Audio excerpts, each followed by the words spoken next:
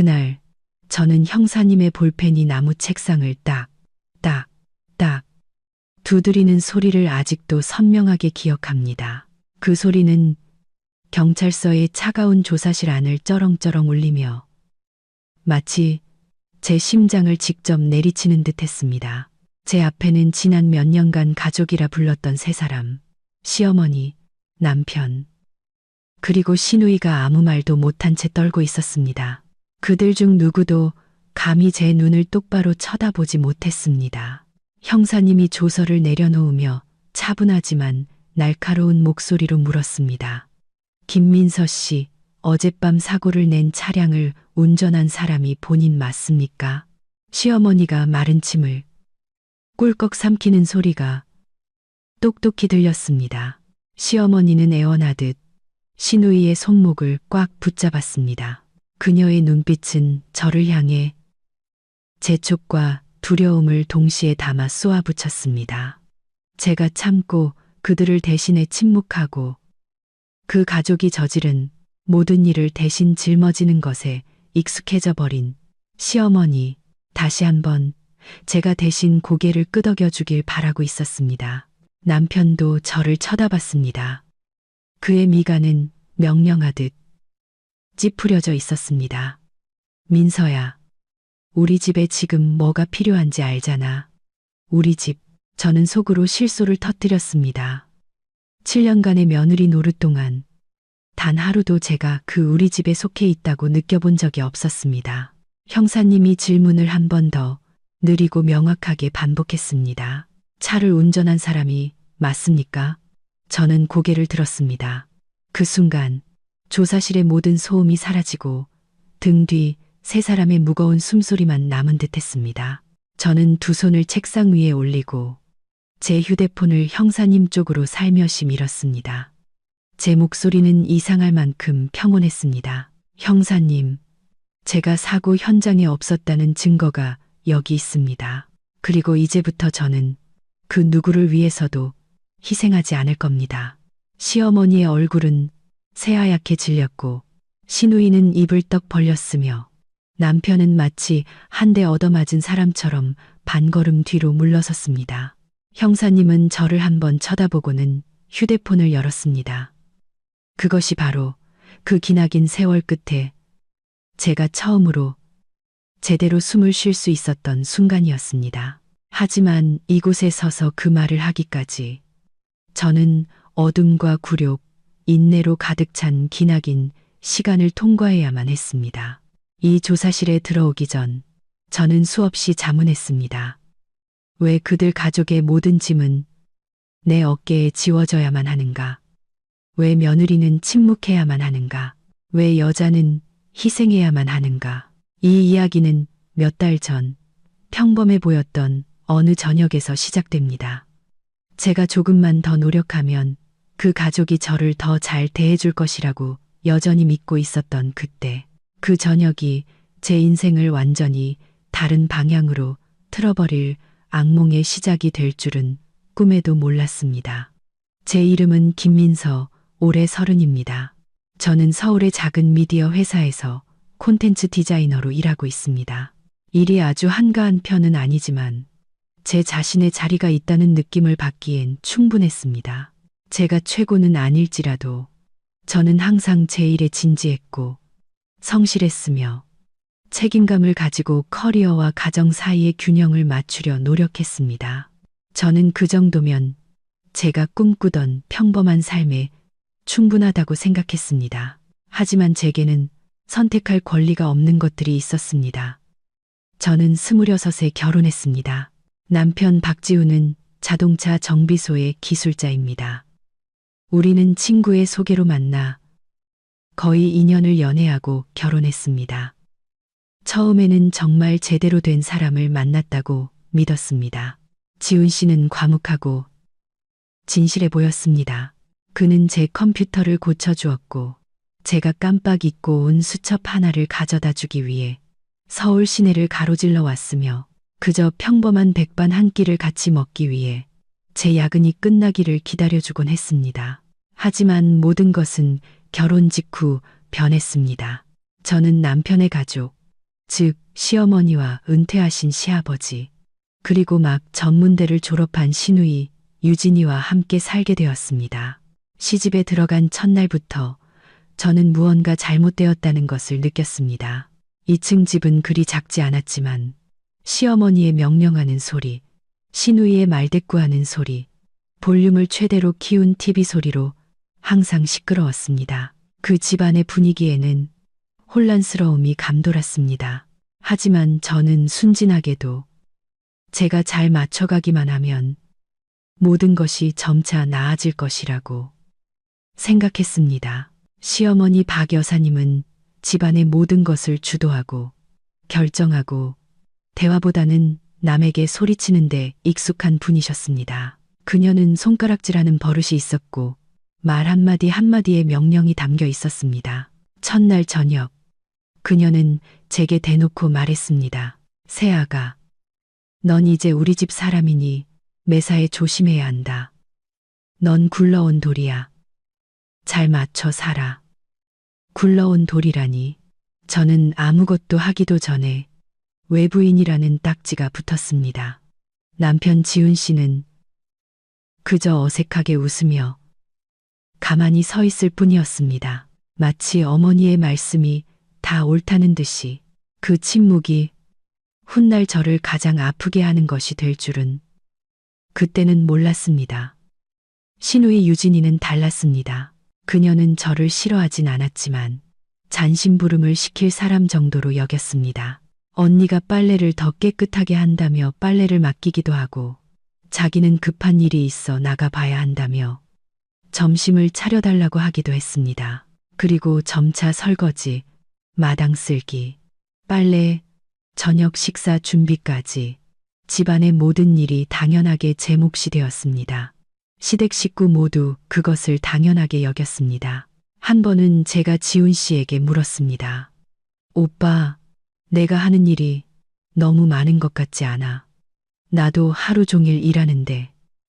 그는 가볍게 대답했습니다. 당신은 여자잖아. 그런 일은 당신한테 더 잘 어울리지. 어울린다고. 저는 마음속에서 문이 쾅 닫히는 소리를 들었습니다. 함께 산 지 3개월이 지나자 저는 이 집에서 제 위치를 깨닫기 시작했습니다. 저는 집안일을 대신해주는 사람. 저는 갈등을 처리하는 사람. 저는 시어머니의 이웃 험담을 들어주는 사람. 유진이의 친구들 불평을 들어주는 사람. 심지어 지훈 씨의 월급이 적다는 푸념까지 들어주는 사람이었습니다. 저는 온 가족의 감정 쓰레기통이 되었습니다.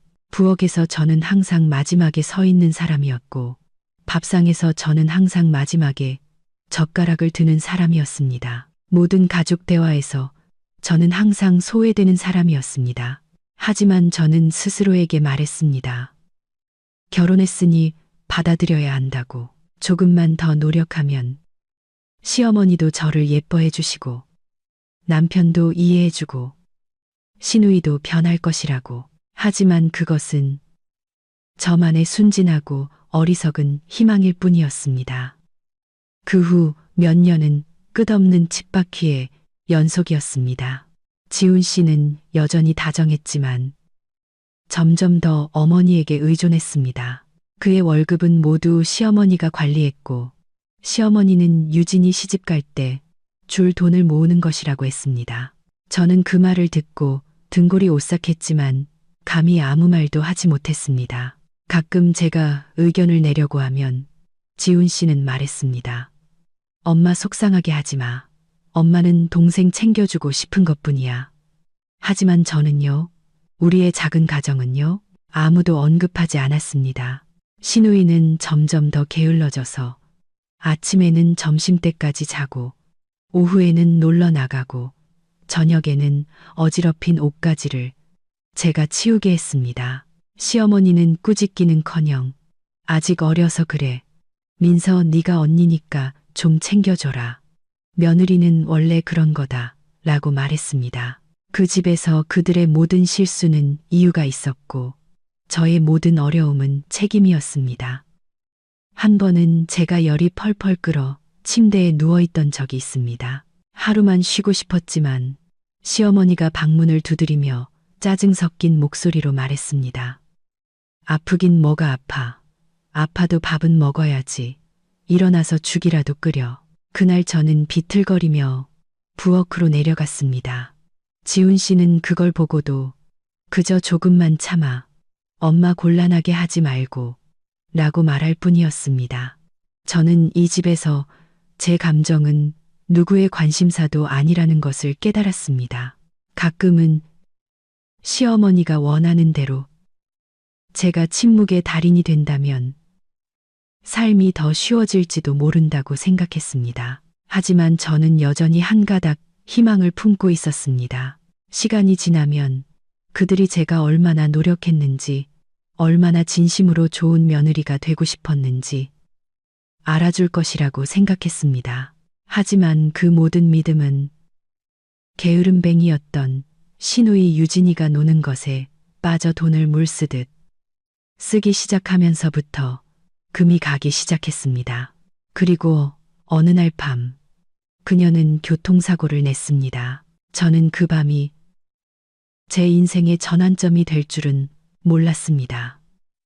또한 그 순간부터 그들이 지난 7년간 제가 믿고 싶지 않았던 진짜 얼굴을 드러낼 줄도 몰랐습니다.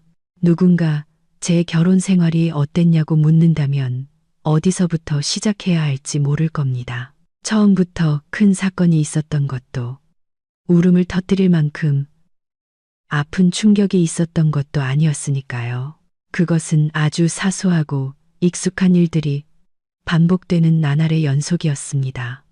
하지만 그 모든 것이 합쳐져 한 사람을 달아 없어지게 만들기에는 충분했습니다. 저의 하루는 보통 아주 일찍 시작되었습니다. 저는 가족 중 가장 먼저 일어나 조용히 부엌으로 내려가 밥을 하고 계란을 삶고 시어머니를 위해 따뜻한 차 한 주전자를 우렸습니다. 박 여사님은 매일 아침 뜨거운 차를 마시는 습관이 있었습니다. 그리고 물이 충분히 뜨겁지 않거나 찻잎 종류가 다르면 매우 불쾌해하셨습니다. 저는 그런 사소한 것들 하나하나를 기억했습니다. 조금이라도 틀리면 그녀는 얼굴을 찌푸리며 차가운 한마디를 던졌기 때문입니다. 며느리가 눈치가 없으면 나중에 고생만 한다. 지훈 씨는 일찍 출근했습니다. 그는 급하게 밥 한 그릇을 먹고 집을 나섰습니다. 잘 잤냐거나 오늘 피곤하지 않냐고 묻는 일은 거의 없었습니다. 유진이는 거의 점심때가 다 되어서야 일어났습니다. 그녀의 더러운 옷은 욕실에 아무렇게나 널브러져 있었고 어떤 날은 소파 위에 그대로 벗어두기도 했습니다. 제가 한마디 하면 시어머니는 말했습니다. 가족끼리 뭘 그래. 네가 좀 치워주면 되지. 안 될 게 뭐람. 하지만 저는 말하지 않았습니다. 점심에는 출근하고 저녁에 퇴근하면 다시 정신없이 부엌으로 들어갔습니다. 시댁의 밥상은 늘 사람이 많았지만 웃음소리는 거의 없었습니다. 시어머니는 상석에 앉아 음식을 먹으며 온갖 지적을 했습니다. 국이 너무 짜다, 나물이 싱겁다, 생선조림이 덜 익었다. 유진이는 밥을 먹으며 휴대폰을 들여다봤고 가끔 무심하게 한마디 던졌습니다. 오늘 반찬이 이거야. 지훈 씨는 침묵했습니다. 그는 제가 가장 변호가 필요할 때 항상 침묵했습니다. 한 번은 제가 너무 피곤해서 퇴근하자마자 어지러움을 느꼈습니다. 저는 의자에 주저앉아 조용히 말했습니다. 오빠, 나 오늘 몸이 안 좋은데 그냥 배달시켜 먹으면 안 될까? 시어머니가 말하기도 전에 유진이가 비웃으며 말했습니다. 밥 한 끼 하는 거 가지고 뭘 그렇게 유난이야. 집에서 언니가 제일 한가하잖아. 그 말은 마치 뺨을 맞은 것 같았습니다. 저는 하루 종일 일하고 집에 와서 온갖 일을 다 하는데 그런데 그들 눈에는 제가 한가한 사람이었습니다. 저는 일어나 부엌으로 들어갔습니다. 반항할 줄 몰라서가 아니라 참고 견디는 것에 너무 익숙해졌기 때문이었습니다. 저는 가족을 위해 일하는 것이지 누구 한 사람을 위해 하는 것이 아니라고 스스로를 다독였습니다. 하지만 점차 제가 하는 일들은 도움이 아니라 의무가 되었습니다. 하루는 프로젝트를 급하게 마무리하느라 퇴근이 늦었습니다. 집에 들어서자마자 부엌에서 시어머니의 목소리가 들려왔습니다. 밥도 안 해놓고 이제야 기어 들어와? 제가 해명하기도 전에 그녀는 말을 이었습니다. 일하면서 시간 관리도 못하고 나중에 시댁이 혹독했다고 탓하지나 마라. 지훈 씨는 거기에 서서 저를 보더니 이내 고개를 돌려버렸습니다. 저는 제 집 한가운데서 버려진 기분이었습니다. 돈 문제 또한 저를 지치게 하는 굴레였습니다. 제 월급은 생활비, 공과금, 식료품비, 집안 살림을 사는데 쓰였습니다. 지훈 씨의 월급은 모두 시어머니가 관리했습니다. 그녀는 저축하고 미래를 대비하기 위해 대신 맡아주는 것이라고 했습니다. 저는 한번 조심스럽게 말해봤습니다. 우리 부부가 쓸 돈은 일부 남겨두는 게 어떻겠냐고. 시어머니는 즉시 얼굴을 굳혔습니다. 내 아들 돈은 내가 관리해. 며느리가 어디서 돈 계산을 하려고 들어? 지훈 씨는 그저 어렵게 생각하지 마. 엄마가 다 우리 생각해서 그러시는 거야. 라고 말했습니다. 우리라니 저는 그 우리 안에 제가 포함되어 있다고 느끼지 못했습니다. 유진이는 돈을 물쓰듯 썼습니다. 옷, 신발, 밤늦게까지 놀러 다니기, 친구들과의 모임. 한 번은 그녀가 새벽녘에 얼굴이 새하얘져서 들어왔습니다. 제가 무슨 일이냐고 묻자 그녀는 쏘아붙였습니다. 내일인데 언니가 무슨 상관이야? 며칠 후 시어머니가 저를 방으로 불렀습니다. 목소리를 낮추며 말했습니다. 유진이가 휴대폰을 잃어버렸단다. 네가 돈 좀 빌려줘라. 지금 당장 목돈이 없어서. 저는 지갑에서 돈을 꺼내며 마음이 무거워졌습니다. 돈이 많아서 준 게 아니었습니다. 주지 않으면 제가 이기적인 사람이 될 것을 알았기 때문입니다. 그런 일이 너무 많아서 셀 수도 없었습니다. 무슨 일이 생기면 그들이 가장 먼저 떠올리는 사람은 저였습니다. 뒷감당을 해야 하는 첫 번째 사람도 저였습니다. 한 번은 유진이가 주차 문제로 이웃과 다퉜습니다. 그 집 사람이 찾아와 따지자 시어머니는 저를 앞으로 내밀며 말했습니다. 내가 가서 말 좀 해봐라. 여자들끼리 말이 더 잘 통하겠지. 결국 아무 잘못도 없는 제가 대신 사과해야 했습니다. 저는 그들 눈에 제가 감정이 있는 인간이 아니라 모든 충격을 흡수하는 그림자이자 쿠션이라는 것을 깨닫기 시작했습니다. 밤에 지훈 씨 옆에 누워 마음속의 억울함을 털어놓고 싶었지만 입을 열 때마다 목이 메었습니다. 제가 말하면 그가 또 저더러 예민하다고 철없다고 할까봐 두려웠습니다. 자신을 변호해 준 적 없는 사람에게 설명하는 일에 지쳐 있었습니다. 그 굴레는 매달 계속되었고 저는 제가 누구였는지 어떤 꿈을 가졌었는지 거의 잊어버렸습니다.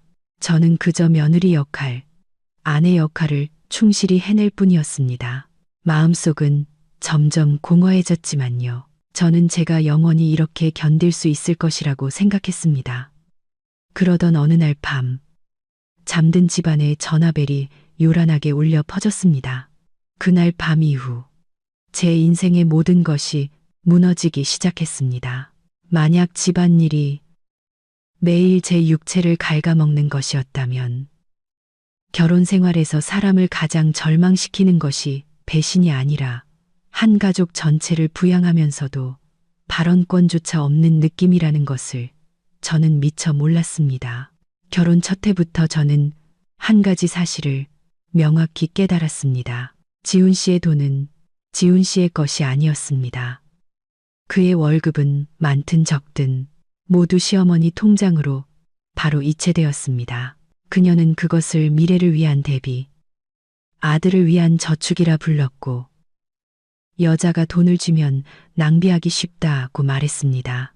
저는 그냥 어머니가 관리하시는 것도 괜찮다고 가족만 평안하다면 괜찮다고 생각했습니다. 하지만 점차 그 대신 관리라는 것이 사실은 밑빠진 독이라는 것을 알게 되었습니다. 집안의 모든 지출, 즉 공과금, 식비, 경조사비, 수리비 등은 당연히 제 몫이었습니다. 제 월급이 남들보다 많은 것도 아닌데 매달 순식간에 사라졌습니다. 제가 돈이 충분한지 물어보는 사람은 아무도 없었습니다.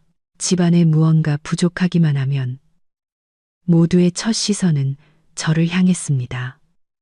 한 번은 시누이가 하루 종일 에어컨을 틀어 전기요금이 많이 나왔습니다.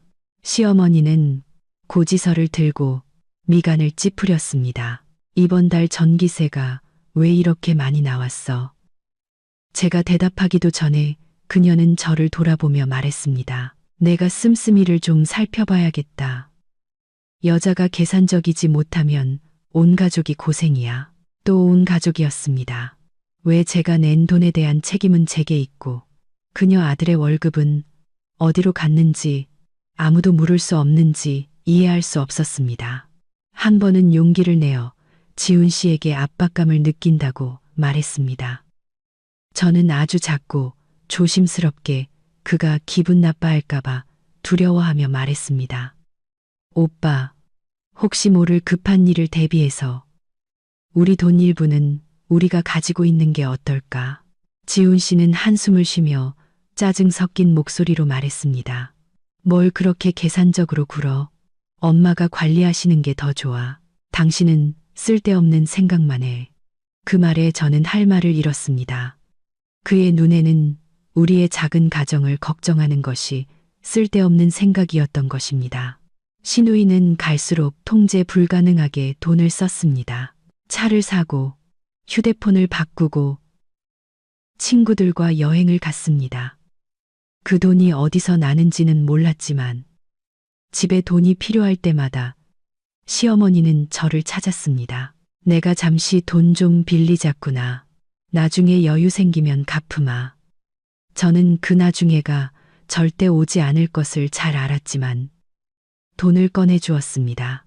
만약 거절하면 저는 이기적인 사람, 생각 없는 며느리가 될 것이기 때문이었습니다. 딱 한 번 거절해 본 적이 있습니다. 시어머니는 저를 뚫어지게 쳐다보며 목소리가 차가워졌습니다. 내가 번 돈도 이제 이 집 돈이야. 이 집에 시집 와 놓고 누구 돈, 내 돈 따지는 거냐. 저는 그 자리에 얼어붙었습니다. 그렇다면 그녀 아들이 번 돈은 왜 이 집 돈이 아닌 걸까요? 그 후로 저는 감히 거절하지 못했습니다. 저는 지출 내역을 기록하기 시작했습니다. 누구와 따지려는 것이 아니라 제가 어떻게 살고 있는지 스스로 알기 위해서였습니다. 숫자는 저를 깜짝 놀라게 했습니다. 어떤 달은 제가 시댁에 들인 돈이 제 자신을 위해 쓴 돈보다 많았습니다. 저는 쇼핑도 여행도 하지 않았고 감이 아플 수도 없었습니다. 하루는 머리가 너무 아파 하루 쉬려고 했지만 병원비와 약값을 생각하니 그만두었습니다. 진통제 하나를 삼키고 출근했습니다. 저는 쓰러질 수 없었습니다. 제가 쓰러지면 아무도 저를 부축해주지 않을 것을 알았기 때문입니다. 시누이가 빚이나 외부의 문제로 사고를 칠 때마다 뒷수습을 하는 사람은 항상 저였습니다. 시어머니는 말했습니다. 네가 형님이니까, 네가 맏며느리니까, 네가 책임져야지. 그 책임져야지라는 말이 몇 년 동안 저를 따라다녔습니다. 저는 희생의 한계가 어디인지 자문하기 시작했습니다. 얼마가 충분한 걸까? 얼마를 해야 며느리의 도리를 다하는 걸까? 아니면 제가 완전히 마를 때까지 계속 주기만 해야 하는 걸까? 어떤 밤에는 방에 혼자 앉아 지갑에 남은 몇 푼 안 되는 돈을 세며 눈물을 흘렸습니다. 돈이 아까워서가 아니었습니다. 제 결혼 생활 속에서 제 자신이 너무나 작게 느껴졌기 때문입니다. 저는 재정 결정권도, 가정에서의 발언권도, 기댈 곳도 없었습니다. 저는 기둥인 동시에 잉여 인간이었습니다. 그 모든 것이 조용히 쌓여 불씨 하나만 기다리며 타오를 준비를 하고 있었습니다. 그리고 그 불씨는 바로 신우이가 교통사고를 낸 그 밤이었습니다. 한밤중에 울린 전화벨 소리는 제가 삼켜왔던 모든 불공정을 끌어내어 저에게 선택을 강요했습니다. 계속 희생할 것인가, 아니면 스스로를 구할 것인가. 그날 밤, 저는 뭔가 잘못되었다는 예감이 들었습니다. 고요한 집안에 전화벨이 울리는 순간부터 말입니다. 그 날카로운 소리는 제 선잠을 찢어 놓았고 심장이 쿵쾅거리게 했습니다. 손을 뻗어 휴대폰을 잡자 화면에 신우이 유진이의 이름이 떠 있었습니다.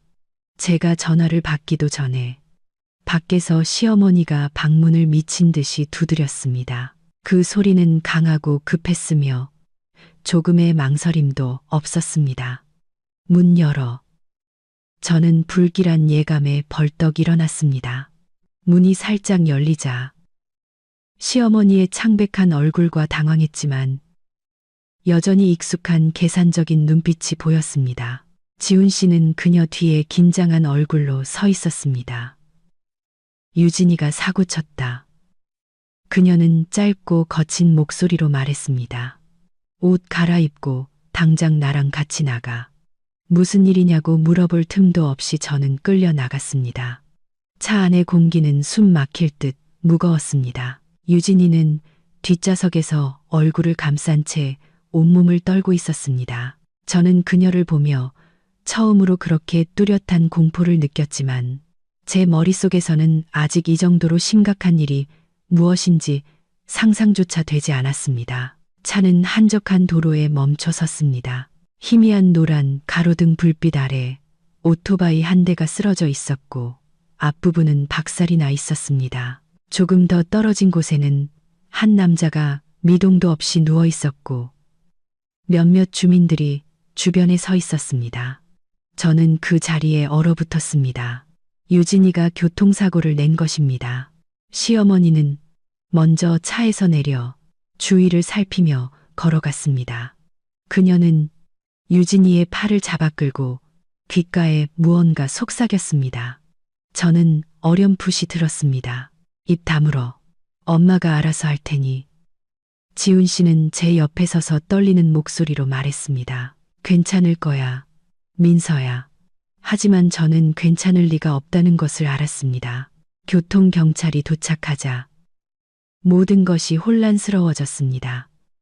유진이는 흐느끼며 제대로 말을 잇지 못했습니다. 시어머니는 제 쪽으로 돌아섰습니다. 그녀의 눈빛은 갑자기 변했습니다. 더 이상 당황하지 않고 명령조였습니다. 민서야. 그녀는 저를 한쪽 구석으로 끌고 가 놨지만 단호한 목소리로 말했습니다. 네가 대신 뒤집어 써라. 저는 그 자리에 얼어붙었습니다. 네? 뭘요, 어머님? 네가 운전했다고 해. 유진이는 너무 놀라서 그랬다고 하고. 네가 형님이니까 동생을 위해 한 번만 짊어져. 어머님 무슨 말씀이세요? 저는 운전 안 했어요. 그녀는 제 팔을 세게 움켜쥐었고 손톱이 살을 파고드는 듯한 통증이 느껴졌습니다. 너는 며느리니까 희생해야지. 쟤한테 전과 기록 생기면 이 집안은 끝장이야. 그 말은 비수처럼 제 가슴에 꽂혔습니다. 저는 지훈 씨를 돌아보며 그가 무언가 말해주길 바랐지만 그는 제 시선을 피하며 작게 말했습니다. 민서야, 이번 한 번만 유진이 좀 도와줘. 쟤는 아직 어린데. 어리다니. 그럼 저는요. 목이 꽉 막히는 기분이었습니다. 제가 이런 죄를 뒤집어 쓰라는 요구를 받게 될 날이 올 줄은 상상도 못했습니다. 저는 유진이를 봤습니다. 그녀는 흐느끼며 고개를 들지 못했습니다. 미안하다는 말 한마디, 도와달라는 말 한마디 없이 모든 것이 제가 해야 할 일로 정해져 있었습니다. 내가 안 하면 시어머니가 차가운 목소리로 말을 이었습니다. 앞으로 나도 널 며느리로 생각 안 할 줄 알아라. 그것이 바로 마지막 한 방울이었습니다. 저는 갑자기 이상할 만큼 차분해졌습니다. 지난 세월의 모든 인내, 돈을 건네주던 순간들, 대신 사과하던 순간들, 잉여 인간 취급을 받던 순간들이 한꺼번에 밀려왔습니다. 저는 오늘 밤 제가 고개를 끄덕인다면 남은 평생을 결코 바로 설 수 없으리라는 것을 깨달았습니다. 저는 깊은 숨을 들이마셨습니다. 못합니다. 시어머니는 믿을 수 없다는 듯 저를 노려봤습니다. 뭐라고? 못한다고 말씀드렸습니다. 제 목소리는 떨렸지만 분명했습니다. 제가 하지 않은 일은 책임질 수 없습니다. 주변 공기가 얼어붙는 듯 했습니다. 지훈 씨는 화가 나면서도 두려운 눈으로 저를 쳐다봤습니다. 당신 지금 무슨 소리 하는지 알아? 저기 사람이 쓰러져 있잖아. 바로 저기 사람이 쓰러져 있기 때문에 제가 대답했습니다. 거짓말을 할 수 없는 거예요. 시어머니는 비웃었지만 그 웃음은 차가웠습니다. 내가 뭔데? 너 없이 이 집이 어떻게 될 것 같아? 저는 대답하지 않았습니다. 저는 돌아서서 멀리 걸어갔습니다. 제 인생에서 처음으로 저는 그녀의 명령을 거부했습니다. 그날 밤 사건은 조사를 위해 경찰서로 넘어갔습니다. 가는 길에 시어머니는 끊임없이 저를 비난했고 남편은 무서울 정도로 침묵했으며 유진이는 구석에서 몸을 웅크린 채 한마디도 하지 않았습니다. 저는 못합니다라고 말한 순간부터 제가 이 가족 전체와 맞서게 되었다는 것을 알았습니다. 그리고 그들이 저를 쉽게 놓아주지 않을 것이라는 것도요. 그 사고의 밤은 한 사람을 다치게 한 것뿐만 아니라 제가 가족이라 불렀던 사람들의 진짜 얼굴을 드러냈습니다. 그리고 그것은 단지 시작에 불과했습니다. 사고 현장에서 집으로 돌아오는 길. 저는 차 뒷좌석에 앉아 차갑고 축축한 창문에 머리를 기댔습니다. 밖에서는 가로등 불빛이 부서진 기억의 조각처럼 제 눈에서 흐려지며 뒤로 흘러갔습니다. 저는 울지 않았습니다. 강해서가 아니라 제 안의 눈물이 이미 오래전에 말라버렸기 때문입니다. 문득 갓 시집 왔을 때의 천 몇 년이 떠올랐습니다. 그때 저는 제가 진심으로 살고 참고 견디면 언젠가는 인정받을 것이라고 믿었습니다. 저는 시어머니의 눈에 드는 진정한 며느리가 되기 위해 정말 많이 노력했습니다. 남들보다 일찍 일어나는 법을 배웠고 그녀의 사소한 습관 하나하나를 기억하는 법을 배웠으며 억울하게 꾸중을 들어도 침묵하는 법을 배웠습니다. 한 번은 시어머니가 아파서 거의 일주일간 입원한 적이 있습니다. 저는 휴가를 내고 병원과 집을 오갔습니다. 낮에는 식사를 챙겼고 밤에는 병상 옆 간이 침대에서 쪽잠을 잤습니다. 한 저녁 제가 그녀에게 죽을 떠먹여주고 있을 때 그녀가 저를 보며 말했던 것을 똑똑히 기억합니다. 그래도 며느리 하나는 잘 챙기네. 그 한마디에 저는 기뻐서 눈물이 날 뻔했습니다. 이제부터는 그녀가 저를 다르게 봐줄 것이라고 생각했습니다. 하지만 아니었습니다. 퇴원 후 모든 것은 예전으로 돌아갔습니다.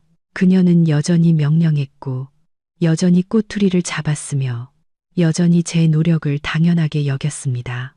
저는 그녀에게 제가 한 모든 것이 은혜가 아니라 그저 의무일 뿐이었다는 것을 깨달았습니다. 그리고 돈 문제, 제가 건넨 돈 중에는 몇 번이나 줬는지, 시누이 학비가 필요할 때 제가 냈고, 시누이가 차를 바꿀 때 제가 냈으며, 집 지붕을 수리해야 할 때도 제가 냈습니다. 돈을 줄 때마다 시어머니는 익숙한 말을 했습니다. 내가 다 기억해뒀다가 나중에 갚으마. 하지만 나중에라는 것은 결코 없었습니다. 한 번은 제가 작은 목돈을 모아 일에 필요한 새 노트북을 사려고 한 적이 있습니다. 사기도 전에 시어머니가 그 사실을 알았습니다. 그녀는 평소보다 다정한 목소리로 저를 방으로 불렀습니다. 민서야, 집에 급한 돈이 필요한데 내가 좀 빌려주렴. 나중에 갚을 테니 노트북은 다음에 사도 되잖니. 저는 돈을 건네며 마음이 무거워졌습니다. 그 후 제 낡은 노트북은 완전히 고장 났습니다. 저는 몇 달 동안 동료의 것을 빌려 일해야 했습니다. 시어머니는 단 한마디도 묻지 않았습니다. 소리 없이 누구도 보지 못하는 희생들이 있었지만 그것들은 쌓이고 쌓여 사람의 마음을 짓눌렀습니다. 저는 지훈 씨를 위해서도 많은 것을 포기했습니다. 회사에서 더 좋은 자리로 옮길 기회가 있었는데 출장이 잦았습니다. 지훈 씨는 아내와 떨어져 사는 게 싫다고 했습니다. 저는 오래 고민하다가 거절했습니다. 가족이 더 중요하다고 생각했습니다. 제가 기술을 더 배우기 위해 학원에 등록하고 싶었을 때 학원비가 꽤 비쌌습니다. 지훈 씨는 말했습니다. 뭘 그렇게 힘들게 배워. 당신 월급이면 충분하잖아. 저는 또 그만뒀습니다. 조금씩 저는 제 세상을 그 집, 그 사람들을 중심으로 축소시켰습니다. 제가 점차 제 자신을 잃어가고 있다는 것을 깨닫지 못했습니다. 어느 날 거울을 봤을 때 그 안에 여자가 누구인지 알아볼 수 없을 때까지 말입니다. 그 세월 동안 저는 여러 번 자문했습니다. 만약 어느 날 내가 사라진다면 이 집에 누군가가 허전함을 느낄까? 아니면 그저 내 자리를 대신할 다른 사람을 찾을까? 한 번은 제가 너무 피곤해서 부엌에서 쓰러진 적이 있습니다. 깨어났을 때 저는 소파에 누워 있었고 머리가 깨질 듯 아팠습니다. 시어머니는 걱정스러운 눈빛이 아니라 짜증 섞인 눈으로 저를 봤습니다. 하는 일마다 제대로 못하고 아픈 척은. 지훈 씨는 옆에 서서 그저 말했습니다. 힘내. 엄마 걱정하시게 하지 말고. 저는 눈을 감았고 눈물이 흘러나왔습니다. 제가 무엇을 위해 노력하고 있는지 더 이상 알 수 없었습니다. 그 기억들이 제 머릿속에 그 어느 때보다 선명하게 떠올랐습니다. 유진이의 사고가 있던 밤 이후 저는 그들이 저에게 죄를 뒤집어 씌우려 한 것이 갑작스러운 일이 아니었다는 것을 깨달았습니다. 그것은 제가 짊어지고 견디고 아무것도 요구하지 않고 희생하는 것에 익숙해진 과정의 결과였습니다. 그들의 눈에 저는 한계가 있는 인간이 아니었습니다. 저는 예비 방안, 방패막이, 언제든지 가족을 보호하기 위해 앞으로 내몰릴 수 있는 사람이었습니다. 그리고 오늘 밤 그들은 그것을 가장 노골적으로 보여주었습니다. 차가 집 앞에 멈췄고 저는 발에 돌을 매단 것처럼 무겁게 내렸습니다. 익숙한 그 집 안에서 저는 문득 외톨이가 된 기분이었습니다. 모든 물건은 그대로 있었지만 소속감은 사라졌습니다. 저는 이제부터 예전으로 돌아갈 수 없다는 것을 알았습니다. 제가 원하더라도 그들은 제가 예전처럼 순종적인 며느리로 남는 것을 허락하지 않을 것입니다. 제가 감히 아니오라고 말했기 때문입니다. 그리고 너무 오랫동안 침묵했던 사람이 목소리를 내기 시작하면 주변의 모든 관계는 금이 가기 마련입니다. 그날 밤 저는 잠들지 못했습니다. 어둠 속에 앉아 처음으로 지난 세월을 똑바로 마주했습니다. 더 이상 모든 것이 괜찮아질 것이라고 스스로를 속이지 않았습니다. 저는 한 가지를 명확히 깨달았습니다. 만약 제가 스스로를 구하지 않는다면 아무도 저를 구해주지 않을 것이라고. 그리고 앞으로 닥칠 일들이 훨씬 더 혹독하리라는 예감이 들었습니다. 시댁은 강요해서 멈추지 않을 것입니다. 그들은 저를 예전 자리로 되돌리기 위해 모든 방법을 동원할 것입니다. 하지만 이번에는 저는 몇 년 전의 김민서가 아니었습니다. 다음 날 아침 저는 숨막힐 듯 무거운 집안에서 눈을 떴습니다. 누구도 서로에게 말을 걸지 않았습니다. 시어머니는 오전 내내 방문을 닫고 있었고 시누이는 방에 틀어박혀 문을 잠갔습니다. 남편은 담배를 연달아 피우며 긴장한 얼굴로 집안을 서성였습니다. 저는 어젯밤의 사고가 그렇게 간단히 끝나지 않을 것임을 알았습니다. 점심 무렵 경찰서에서 추가 조사를 위해 가족들이 출석해달라는 전화가 왔습니다. 저는 테이블 위에서 울리는 휴대폰을 보며 멍하니 있었습니다. 제가 전화를 받기도 전에 시어머니가 방에서 나왔습니다. 그녀의 눈빛은 차가웠습니다. 준비해. 가서 똑바로 말해야지. 그녀의 목소리는 더 이상 어젯밤처럼 당황하지 않고 그녀는 이미 정신을 차리고 머릿속으로 모든 것을 정리한 듯 했습니다. 경찰서로 가는 길에 시어머니는 유진이에게 한마디 한마디를 일러주었습니다. 너무 놀라서 기억이 잘 나지 않는다고 말해라. 길이 미끄러웠다거나 차가 낡았다고 핑계를 대라. 그녀는 저를 돌아보며 낮지만 위압적인 목소리로 말했습니다. 내 말 알아들었지? 가면 그냥 입 다물고 내가 말하게 둬. 저는 대답하지 않았습니다. 저는 앞만 바라봤습니다. 머릿속에는 단 한 가지 생각만 맴돌았습니다. 그들은 여전히 나를 조종할 수 있는 사람으로 보고 있구나. 경찰서에서 모든 것은 느리지만 무겁게 진행되었습니다. 유진이는 형사 맞은편에 앉아 두 손을 떨었고 시어머니는 그 옆에 바싹 붙어 앉아 계속 끼어들며 이야기를 주도하려 했습니다. 저와 지훈 씨는 뒤쪽에 앉아 조용히 지켜봤습니다. 형사는 시간, 장소, 운전자, 피해자의 상태 등 아주 상세하게 물었습니다. 유진이는 말을 더듬었고 앞뒤가 맞지 않았습니다. 그럴 때마다 시어머니는 재빨리 말을 가로챘습니다. 애가 너무 놀라서 기억이 오락가락합니다. 그때 밤이라 다들 정신이 없었고요. 저는 그 광경을 보며 속으로 섬뜩함을 느꼈습니다. 그들이 거짓말을 해서가 아니라 너무나 익숙하게 거짓말을 했기 때문입니다. 제 차례가 되어 질문을 받았습니다. 사고 현장에는 언제부터 있었습니까?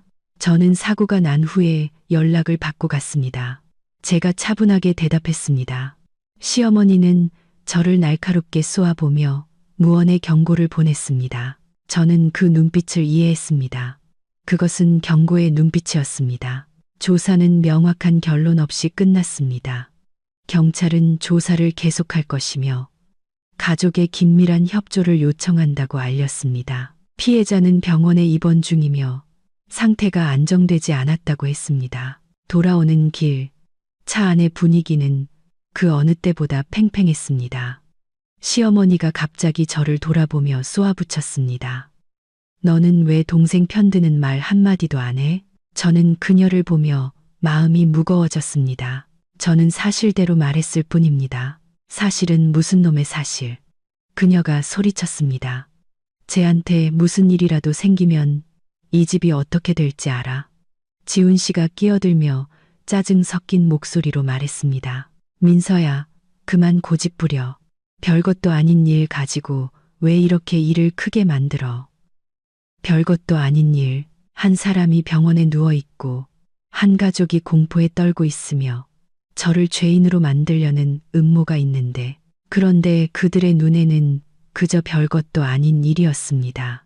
집에 도착하자 시어머니는 문을 쾅 닫고 저를 거실로 불렀습니다. 그녀는 의자에 앉아 제 머리부터 발끝까지 훑어보며 탐색하는 눈빛을 보냈습니다. 내가 솔직히 말하마. 그녀가 말했습니다. 너는 이 집 며느리로 몇 년을 살았다. 지금 집안에 큰일이 생겼는데 네가 나서지 않으면 나중에 나 원망하지 마라. 저는 심장이 굳는 것 같았습니다. 저는 잘못한 게 없으니 책임질 수 없습니다. 그녀는 책상을 세게 내리쳤습니다. 이 은혜도 모르는 것. 그 말에 저는 그 자리에 얼어붙었습니다. 제가 바친 수년간의 희생, 돈, 노력이 이제 와서 은혜도 모르는 것이라는 두 글자로 요약되었습니다. 지훈 씨는 옆에 서서 아무 말도 하지 않았지만 그의 눈에는 실망감이 가득했습니다. 저는 이 순간부터 제가 그들의 눈에 배신자가 되었다는 것을 알았습니다. 그날 오후 경찰서에서 피해자가 수술을 받아야 하며 비용이 만만치 않다는 연락이 왔습니다. 시어머니는 즉시 저를 돌아보며 아까와는 전혀 다른 부드러운 목소리로 말했습니다. 민서야, 이번 한 번만 우리 좀 도와다오. 이 일만 잘 해결되면 내가 너한테 다 갚으마. 저는 그 말을 들으며 속이 차가워졌습니다. 그 약속은 제가 지난 몇 년간 들어왔던 말이었습니다. 저 돈 없어요. 제가 대답했습니다. 거짓말하지 마라. 그녀가 쏘아붙였습니다. 네가 몇 년 동안 번 돈은 다 어디 갔는데? 저는 씁쓸하게 웃었습니다. 그 돈 다 이 집에 들였잖아요. 분위기는 싸늘해졌습니다. 지훈 씨는 마치 그 사실을 처음 깨달은 사람처럼 저를 돌아봤습니다. 하지만 단 몇 초 후 그는 다시 고개를 숙이고 침묵했습니다. 그날 밤 유진이는 방에서 울었고 시어머니는 옆에서 그녀를 달랬습니다. 저는 밖에서 그 흐느낌을 들었지만 더 이상 예전처럼 마음이 흔들리지 않았습니다. 저는 시누이를 가엾게 여겼었지만 동정이 제 자신을 파괴하는 것과 동의어는 아니었습니다. 저는 제 방으로 돌아와 문을 닫았습니다. 그 집에서 처음으로 저는 스스로를 그들과 분리시켰습니다. 저는 폭풍이 아직 끝나지 않았다는 것을 알았습니다. 그들이 오늘 한 일은 시작에 불과했습니다. 시댁은 저를 굴복시키기 위해 모든 방법을 동원할 것입니다. 그들은 협박하고 압박하고 제 약점을 파고들 것입니다. 하지만 제 마음 깊은 곳에서 무언가가 변했습니다. 저는 더 이상 예전처럼 두려워하지 않았습니다. 저는 더 이상 옳고 그름 사이에서 방황하지 않았습니다. 저는 한 가지를 명확히 깨달았습니다. 만약 제가 이번에 물러선다면 저는 모든 것을 잃게 될 것이라고. 명예뿐만 아니라 제 자신마저도. 그리고 저는 그들이 전혀 예상하지 못한 것을 준비하기 시작했습니다. 그날 밤 저는 채 1시간도 눈을 붙이지 못했는데 또다시 방문을 두드리는 소리가 들렸습니다. 가벼운 노크가 아니라 문이 덜컹거릴 정도로 세고 급하게 두드리는 소리였습니다. 저는 벌떡 일어나 앉았고 심장이 쿵쾅거렸습니다. 그 집에서 시어머니가 밤중에 제 방문을 두드릴 때는 단 한 번도 좋은 일이 없었습니다. 나와서 얘기 좀 하자. 문 밖에서 박 여사님의 목소리가 들렸습니다. 크지는 않았지만 차갑고 단호했습니다. 저는 깊은 숨을 한 번 쉬고 문을 열어 거실로 나갔습니다. 불이 환하게 켜져 있었습니다. 시어머니는 이미 의자에 앉아 있었고 시누이는 그 옆에 눈이 퉁퉁 부은 채 멍한 얼굴로 앉아 있었습니다. 남편은 벽에 기댄 채 팔짱을 끼고 긴장한 표정이었습니다. 아무도 제게 앉으라고 권하지 않았습니다. 민서야. 시어머니가 한 글자 한 글자 신중하게 고르듯 천천히 입을 열었습니다. 내가 오후 내내 생각해 봤는데 이 일을 더 이상 끌 수는 없다. 저는 가만히 서서 두 손을 꽉 쥐었습니다. 무슨 말씀을 하고 싶으신데요? 그녀는 저를 똑바로 쳐다봤습니다. 그 눈빛은 칼날처럼 날카로웠습니다. 내가 대신 뒤집어 써야겠다. 애두르는 말 한마디 없이 전부 다. 그녀는 강조했습니다. 내가 운전했고 유진이는 너무 놀라서 정신이 없었다고 해. 내가 형님이니까 동생을 위해 짊어져. 저는 방 안의 공기가 모두 빨려나가는 듯한 기분을 느꼈습니다. 저는 이미 말씀드렸습니다. 제가 하지 않은 일은 책임질 수 없습니다. 시어머니는 비웃었습니다. 그 웃음은 경멸이 가득했습니다. 고집 부리지 마라. 너는 며느리니까 시댁을 위해 희생해야지. 고작 내 명예 때문에 동생을 감옥에 보내겠다는 거냐. 그들에게 제 명예는 고작 조금일 뿐이었습니다. 유진이가 그제야 고개를 들고 떨리는 목소리로 말했습니다. 언니, 이번 한 번만 도와줘. 나 너무 무서워. 한양, 오니 저는 그녀를 보며 마음이 무거워졌지만 이내 사고가 났던 그 밤. 고개를 숙이고 있던 유진이의 모습, 시어머니가 저에게 죄를 뒤집어 씌우려 할 때 침묵하던 그녀의 모습이 떠올랐습니다. 제 안의 연민은 빠르게 식어갔습니다. 네가 저지른 일은 네가 책임져야 해. 제가 천천히 말했습니다. 누구도 다른 사람에게 대신 짊어지라고 할 권리는 없어. 그 말에 시어머니는 책상을 세게 내리쳤습니다. 너 지금 무슨 말버릇이야. 이 집이 없었으면 네가 제대로 살 수 있었을 것 같아. 저는 입술을 꽉 깨물었습니다. 저도 이래서 제 밥벌이는 합니다. 그녀는 저를 노려보며 한 글자씩 힘주어 말했습니다. 이 집이 없으면 넌 아무것도 아니야. 그 질문은 제 심장을 찌르는 듯 했습니다. 7년간의 며느리 노릇. 그녀의 눈에 저는 여전히 얹혀 사는 존재일 뿐이었습니다. 남편이 그제야 입을 열었습니다. 피곤하지만 책망이 가득한 목소리였습니다. 민서야, 제발 일 좀 복잡하게 만들지 마. 이번 한 번만 눈 딱 감고 넘어가면 되잖아. 내가 당신 손해보게 안 할게. 저는 그를 돌아봤습니다. 낯선 느낌이 고통스러울 정도였습니다. 뭘로 보장하는데요? 그는 침묵했습니다. 저는 침묵했습니다. 시어머니가 다시 압박을 가했습니다. 잘 생각해봐. 유진이가 전과라도 생기면 제 인생은 끝이야. 나중에 누가 날 부양하고 이 집을 누가 돌보겠어. 네가 그렇게 인정머리가 없니? 한마디 한마디가 밧줄처럼 저를 옥죄었습니다. 그들은 제가 두려운지 아픈지는 묻지 않았습니다. 오직 자신들의 이익만을 말했습니다. 저는 문득 너무나 피곤해졌습니다. 제가 인정머리가 없는 게 아닙니다. 제가 말했습니다. 저는 그저 거짓말로 살고 싶지 않을 뿐입니다. 박 여사님은 벌떡 일어나 제 얼굴에 대고 손가락질했습니다.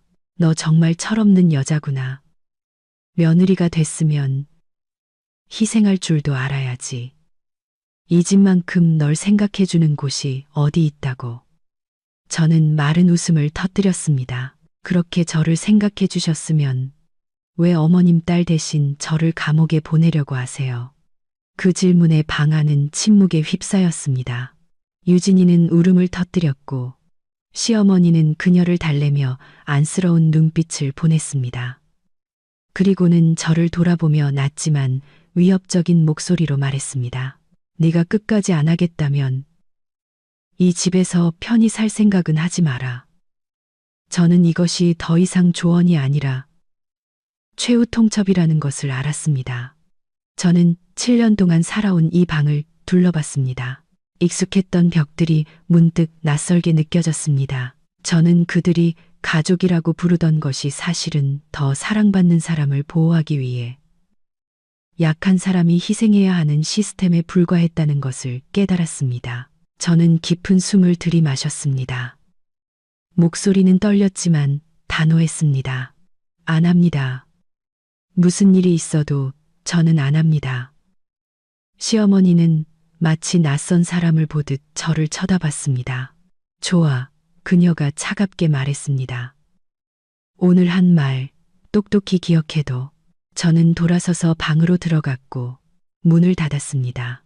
밖에서는 시어머니의 고함 소리, 유진이의 우는 소리, 남편의 무력한 한숨 소리가 들렸습니다.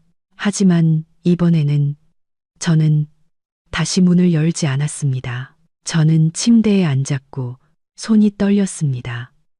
두려워서가 아니었습니다. 이제부터 모든 것이 더 나빠질 것이라는 것을 알았기 때문입니다. 그들은 강요해서 멈추지 않을 것입니다.